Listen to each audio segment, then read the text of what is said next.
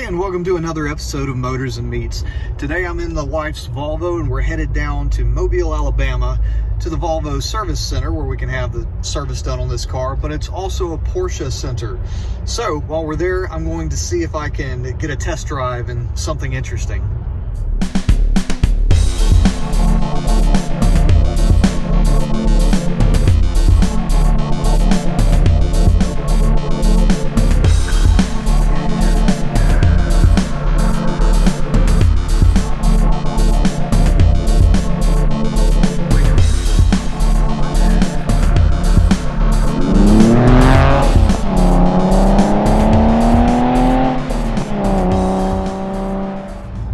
Seen a poll that I posted on the channel a while back, maybe a month ago, where I was asking if you had $60,000 to $80,000 to spend on a new 911, would you get a 996 Turbo?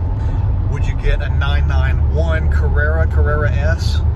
Or would you get an old air-cooled car? I am considering selling the Martini 996 next year and switching over to something different. I mean, there's a lot that the Porsche 911 world has to offer, and I've had 3 years with my car, and I don't want to limit my experience to just the one car. I absolutely love that car. It's fantastic. I just want to try something different. When I did that poll, the split was dead even, 33% each way. But for me, the air-cooled car was just really not going to be an option, given that I use the car for travels all across the southeastern United States. No matter what you do, that's just not going to be the best option. Now, I know that a 991 would be a fantastic cross-country cruiser option. It's the most comfortable, it's the most luxurious, it's the most modern. But the 996 Turbo, I really think that I could make that work as well. Now, I'm going to have to drive each of those to come to some conclusion on my own. I have driven a 991 GTS at this same dealership that I'm headed to now. Oh my gosh, it was incredible. Just the responsiveness of those paddle shifters when you put it into track mode, or whatever the sportiest Sport Plus mode, I don't remember what it's called, is it will not let you drop below about 4,500 RPMs. It automatically downshifts for you as you're braking. Like, this is like some serious race car stuff here. But at the same time, a manual transmission is just, you know, perfection to me. I love being able to row through my own gears. And if I've got a 996 Turbo, it would definitely be a manual and not a Tiptronic. No hate for the Tiptronic, really. I think that that's a great transmission, especially in the turbos. So much better than the first gen. Go take a look at Lee Sibley's video that he put out recently talking about the Tiptronic, or take a look at Jay Reed's video talking about the Tiptronic. Nothing wrong with that. I just want a manual, okay? But if I'm going with a 991, I'm perfectly happy with a PDK.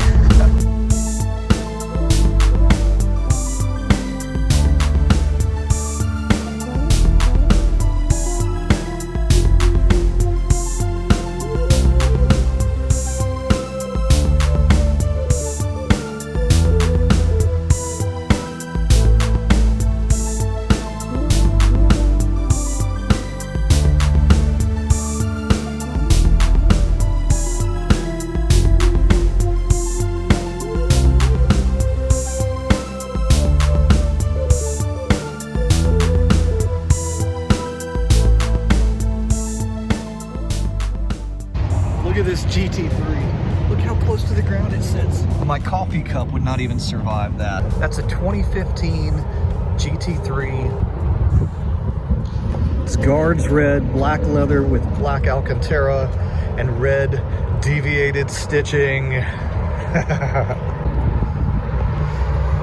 Oh, this Turbo S. Look at those brakes. Look at that.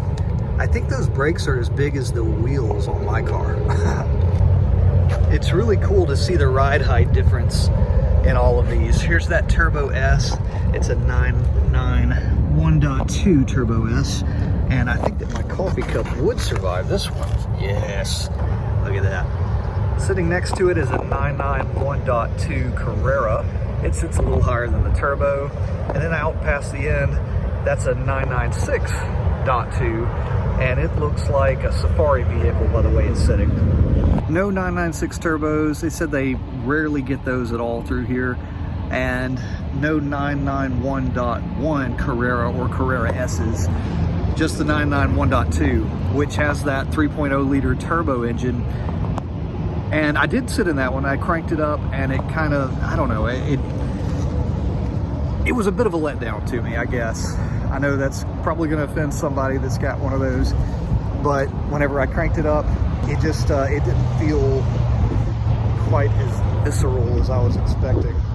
I know being a turbo, that's going to take away from some of that, and since I'm thinking about a turbo 996, I should expect to have some of that odd sensation. But I haven't had that chance yet. If you've got a 996 turbo that I could come and review, I would love that opportunity. If you've got one for sale, even better.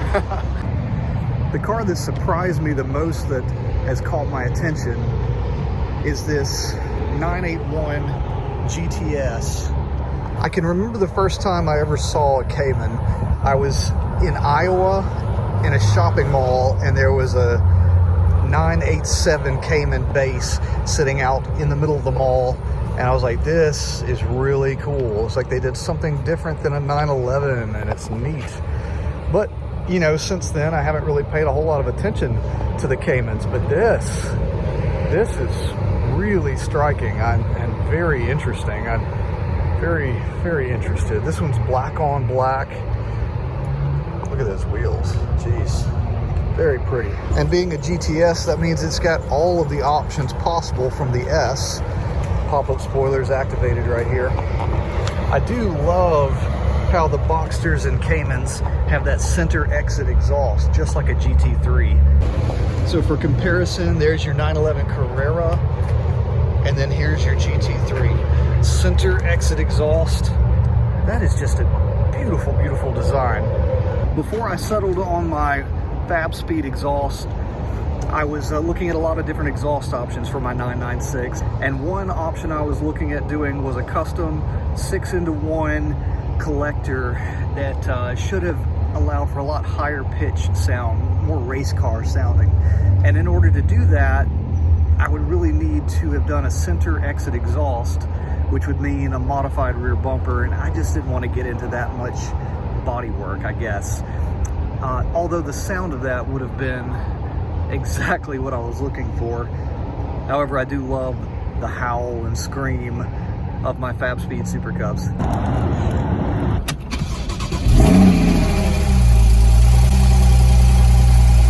Okay, that's nice.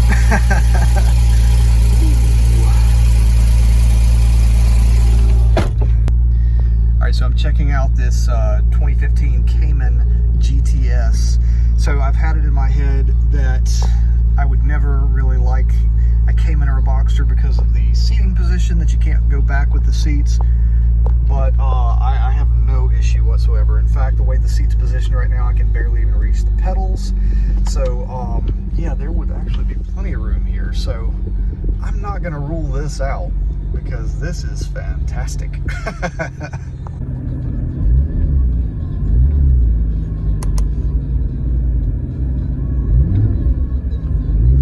Ooh, that's fun. No sunroof, that's interesting. Really nice Alcantara. Oh, and this is cool here. So the steering wheel has a small screen that tells you what mode you're in. We're in Sport. I'm gonna turn that off. Sport Plus, heck yeah. Sport Plus, that's what it's called, where it won't let you go down below about 4,000 RPMs. Ooh, 7,500 RPM redline in this. And it sounds so good. Yeah, I think I could get used to this. It's only got 23,000 miles on the clock right now. And I'm gonna have to do some studying on this. This has seriously thrown a monkey wrench in my whole mentality about where my plans are pointed for next year. Let me know in the comments what you think. Have you driven both a 911 and a Cayman? Do you know what the similarities and differences are? Because honestly, I have no idea. Well, that's all for today. The Volvo service is done. We're headed back to Mississippi now. And I'm done dreaming for now. It was really nice to get to see some of those cars, get to sit in a few, and I still haven't had the opportunity to try out a 996 turbo. And since I have in my mind that seems to be really the perfect comparison against the 991.1 Carrera or Carrera S, both power-wise, cost-wise, performance-wise in general, I think that I should really check that out before before I make a final decision. If you've got one and you'd like me to come check it out, I would love that opportunity. I'm willing to drive just about anywhere. You guys have seen my road trip videos, so hit me up. Let's talk about it.